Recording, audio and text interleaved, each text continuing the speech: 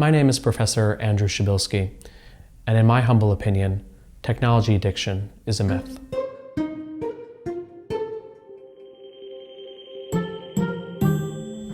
Casual use of the term addiction has the very real effect of potentially trivializing how we talk about addiction more broadly. We might say a popular game, app, or streaming series is addictive, but what do we really mean when we use that word? Are we seriously equating this kind of behavior with a problem with drink or taking drugs? What we really mean is the activity is fun, it's engaging, it's immersive, and it's enjoyable. We know the amount of dopamine that's released when you do something like have sex, eat food, or play video games is kind of in a pretty narrow band, but taking drugs like cocaine, ecstasy, or amphetamines has a much larger impact. Something that not many people know is that technology addiction itself started as a bit of a practical joke. In the mid-1990s, the American psychiatrist Dr. Ivan Goldberg grew frustrated with how psychiatry was medicalizing everyday life. He wanted to use the internet as an example. He took symptoms from gambling disorder and substance abuse disorder, and he pushed them together to kind of illustrate how silly the manualization of everyday life had become. Here we are 20 years later talking about video game addiction, internet addiction, and smartphone addiction as if they're their real own things, along with checklists, acronyms, and media headlines.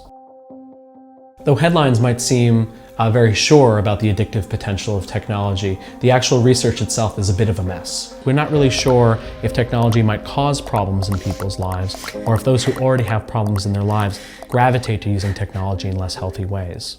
One of the most worrying things is because there isn't a lot of good evidence in hand, there are a lot of people trying to sell the general public on some big ideas. At the very least, this means that people are selling books, they're going on chat shows, they're kind of being influencers, but at the worst it means that some people are taking advantage. They're running for-profit clinics. They're using methods of treatment that haven't been either standardized or validated or shown to help people. In some cases, we have people who are running clinics, publishing research on technology addiction, and not disclosing that they themselves are profiting directly from treating technology addiction. What's currently missing from the debates and the worries about technology addiction is a historic perspective. In the 1980s, we were very worried about Dungeons & Dragons, playing role-playing games that involved young people's imaginations. We were worried that they would lose connection with the real world, that they would engage in satanic rituals. Then in the late 80s and early 90s, we became very worried about rap music and violent video games. We thought that maybe they changed young people, drove them to commit violent acts. We didn't stop worrying about rap music, Dungeons & Dragons, or video games because of new empirical evidence. We stopped worrying about them because our anxieties shifted from those fields, from those topics, to things like the internet and online games.